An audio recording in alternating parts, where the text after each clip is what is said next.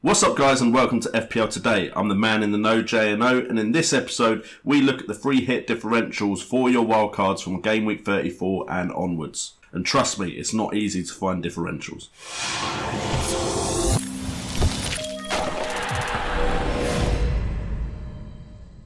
So guys, welcome to this episode where we look at the best free hit differentials for Game Week 34 and onwards for those using the wildcard or those just generally making transfers. And we're going to start off this episode looking at Brighton because Brighton do have 2 double game weeks in a row, which the downside to that is there could be a lot of rotation, but Brighton also need the victories, need the points to stay in the Premier League, so they may try and push themselves and try and get those all-important points to stay in the Premier League. So there are some options there. They aren't standout options like options you would have had when City have a double game week in 35 or Spurs or anything like that. But there are potentially some players that could get some decent points in game weeks where every other side have single game weeks. And we start off with Lewis Dunk and Shane Duffy, both defenders at Brighton. Brighton at home are capable of clean sheets, and both Dunk and Duffy do offer goal threats. Dunk has 17 points in the last 6 games he's played in, while 22 points for Duffy in the last 6 games he has played in, both with 2 returns out of 6.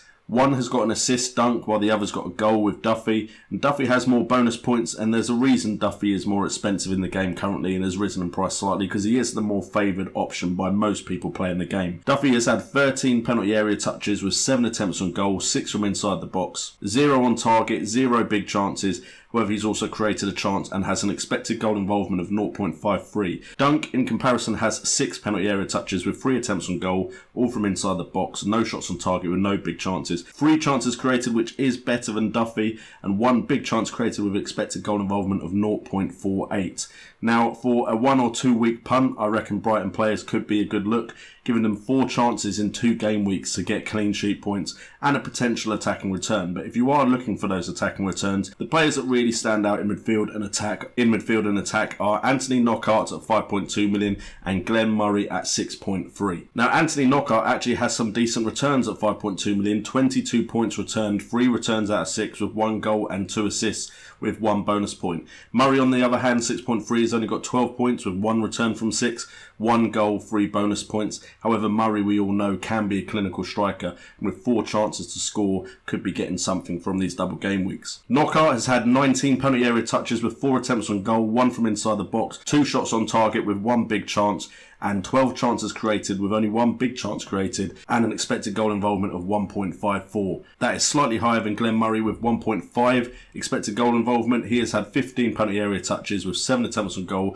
all from inside the box with 1 shot on target, 2 big chances and no chance creation to speak of. So those are the players in that Brighton side that look the best options for me if you want to take a punt on them in the double game week 34 and double game week 35. So if that has helped you and this channel helps you in general, don't forget that you can vote for FPL Today in the Football Blogging Awards in the Best Fantasy Football Creator category. On the side of me is everything you need to go vote for me either on the website or on Twitter to show your support for FPL Today.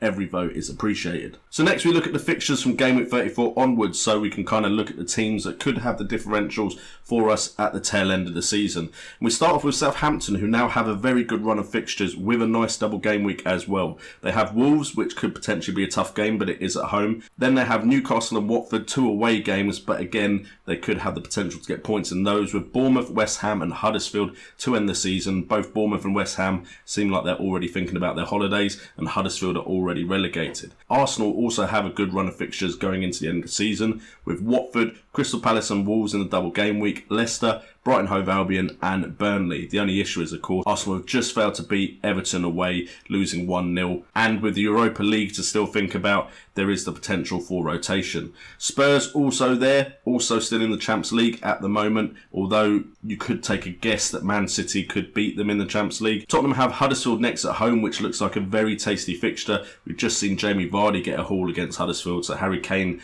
could be a favoured option. Then they have Man City and Brighton Hove Albion in the double game week, with West Ham, Bournemouth and Everton to follow that. Then Man United, another double game week. West Ham United, then Everton and Man City, then Chelsea, Huddersfield and Cardiff. Man City also with the same caveats as Manchester United and Tottenham. Crystal Palace away, Tottenham and Man United in the double game week, Burnley, Leicester and Brighton Hove Albion. Then we have Bournemouth, of course, with those 2 double game weeks, Bournemouth and Cardiff in 34. with Wolves and Tottenham in the next double game week. A lot harder of a double game week there. Newcastle, Arsenal and Man City, so it gets hard right at the end of the season. And then you have Wolves with Southampton, then Brighton, Hove Albion and Arsenal both at home, Watford, Fulham and then Liverpool to end the season. So those are the teams with what looks like really good fixtures for the tail end of the season, all of them having double game weeks. So we look at the differentials and we start off with defenders, and to be honest, this wasn't an easy category to look at. If you want clean sheets, you're still probably best going off with Man City and Liverpool. They are head and shoulders top of the clean sheet team stats table. However, Otamendi at 6 million could be a bit of a differential compared to Laporte. Now, I think Laporte will be the favoured option for people to get into that Man City side. Will I go Laporte? Most likely. But if you're trying to find the differential, Otamendi has 23 points from the last 6 games he's played in. 3 returns out of 6. No goals, no assists, but 4 bonus points. And he has some goal threat with 10 penalty area touches, 8 shots on goal, 7 from inside the box, 2 shots on target with 1 big chance and also 1 chance created with an expected goal involvement of 0.87. Now, Vertonghen is another option if you're looking at Spurs thinking they might get some clean sheets. A lot of people potentially will go Trippier, which is why I'm suggesting Vertonghen instead. 5.9 million at the time of recording this, 11 points scored, only 1 return out of 6, so the actual points return FPL wise isn't that great. However, 6 penalty area touches, 4 attempts on goal, 1 from inside the box, 1 on target. Not the best underlying stats, but if you're going for someone nailed on in the Spurs side, then Vertonghen probably is your man at the moment. Trippier could get rotated. I'm aware of Aurier being injured, but Kyle Walker-Peters could also feature with a double game week and the fixture congestion with the Champions League. So for me, Vertonghen looks like the nailed on way into that side, unless of course you go Hugo Lloris, but we all know Hugo Lloris every now and again does like to make a mistake and cost his side. We move on to the midfielders and the differentials in midfield. You have some quality players here, to be fair. You have Christian Eriksen at 9.2 million. I think a lot of people will look to Son. De Bruyne at 9.7 million. I think everyone is going to be looking at Raheem Sterling. And then you've got Diego Jota at 6.1 million, who has looked very good in that Wolves side recently, and Wolves generally have looked good going forward. Now, Christian Eriksen, 9.2 million. A lot of people will go Son, a lot of people will go Kane. But Eriksen has got 28 points from the last 6 games he's played in, with 2 returns from 6, 1 goal, 2 assists and 4 bonus points, with 16 penalty area touches, 15 attempts on goal, 5 from inside the box, 5 on target, 1 big chance. But chance creation is also very good, with 14 chances created and 3 big chances created with an expected goal involvement of 2.47. Now, De Bruyne's a bit more of a punt just because he's come back from injury, but at 9.7 million, we all know the quality of player Kevin De Bruyne is. 18 points, 1 return from the last 6 games he's played in, but that does include a goal and 3 bonus points. He's had 17 penalty area touches in those 6 games, 10 attempts on goal, 3 from inside the box, 3 on target, but again, chance creation is very, very good, with 17 chances created, with 5 big chances created, an expected goal involvement of 1.77. With the limited amount of minutes he's had, that is very, very impressive. And then Diego Jota is your cheap option with the fixtures and potentially still a season to play for. I'm aware they've just been knocked out of the FA Cup. However, I'm aware they will still probably want to finish 7th, just behind the top 6, to have a really good first season in the Premier League. Jota at 6.1 million, you've got 31 points, 3 returns from the last 6 games he's played in, 2 goals, 2 assists with 4 bonus points, 15 penalty area touches with 5 attempts on goal, 5 from inside the box, 2 shots on target, 2 big chances with 4 chances created and 3 big chances created with an expected goal involvement of 2.07.